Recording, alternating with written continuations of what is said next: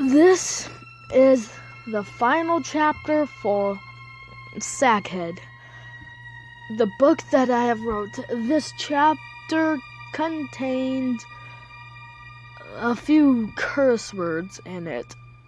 So, if you're not allowed to watch curse words, please do not,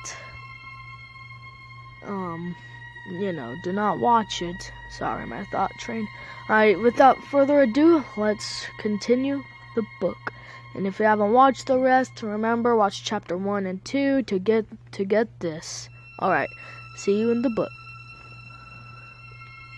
Suddenly, I fell asleep, and I knew it was the last day to escape. Luckily, I woke up at 2:17. It was still early. Wait a minute. Technical difficulties. I woke up at 7:05 a.m. It was still a bit early and a bit bright. The place filled up with brightness, not the sun's light. It was the SACKHEAD guy. He ran after me, then I knocked him out with the pan that I had still carrying with me. I went to unzip the mouth, but before I could even grab the zipper, he grabbed my hand and broke it. I fell down. I was knocked out for about an hour or two. When I woke up, I checked my phone. I was dead. I freaked out a little. I will not know the time.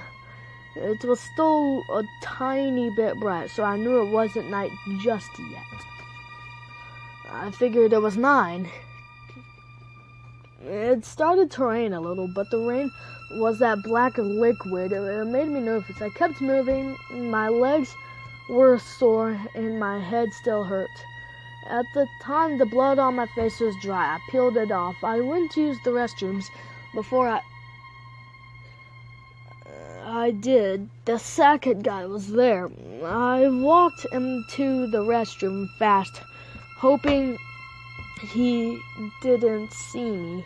Luckily, he didn't see me, though. But the other person with the cannibal's mask was in there with me, too. I covered my mouth so I wouldn't cough. I felt like I was getting sick. It ended up being a disease. My skin was slowly turning black and liquidy. I almost puked. My stomach felt awful. I passed out for 1 to 3 hours. The moon was slowly coming out.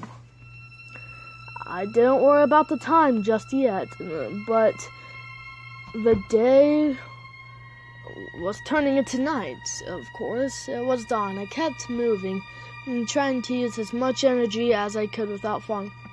My eyes felt like hands were coming out of them. I looked into a mirror, nothing was coming out of them. I saw the exit. I limped over there before I could reach it. I fell, and I started to sleep. I woke up in my cell that it first started, and I got out, but I had a flashback that wasn't even mine. The mental asylum. There were 3 teenagers.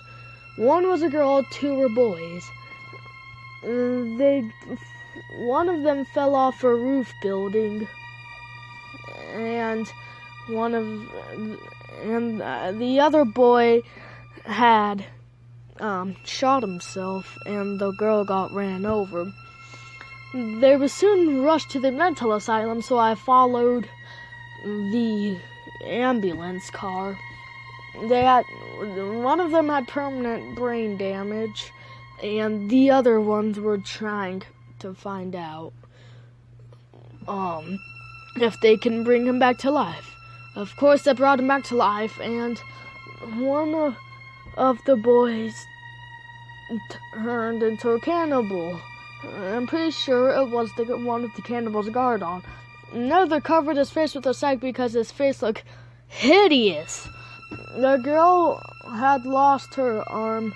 They all named themselves the Stroke, the one with the candle's mouth guard, Sackhead, the kid with the messed up face, and the Chop, the girl with the lost arm and was holding a knife, a kitchen knife, which is basically the same thing, I suppose.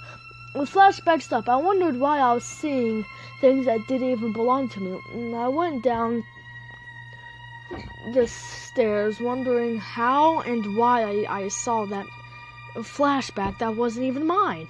It was probably because of the Z's. I went to the exit, but it was locked. The wall on the left said the Stroke. I think it meant that the Stroke had the key, but I couldn't find him anywhere. I went to the kitchen. He was crying and saying the word Mommy. I went up to him and took the key, but he looked at me and took off his mouth guard. And his mouth had sharp fangs. His mouth was ripped open. I ran to the exit, but I disappeared. I looked back, and the exit was on the other side of the hallway. So I limped over to it. It disappeared. I looked back again where it originally was. I limped over to it, and then the Sackhead person ran in front of me and tripped me. I was knocked out for another 2 hours. I was scared because I only had, I think, a few hours to escape. When I woke up, I was in my cell again. I limped out of the cell, went to the exit, and unlocked it. I limped out as fast as I could to the nearest house. Luckily, there was a nice-looking house. I went and knocked on the door. The person who lived there answered. I told him everything that happened to me. They took me to the hospital and patched me up. The end.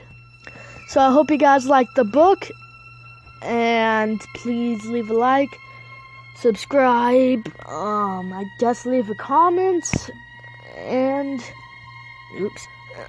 and also this was supposed to be the thumbnail of the very first chapter, but of course I wasn't able to put it on there because I didn't have a computer. But so I hope you guys liked the book, and see ya. Peace out and have a great day/night.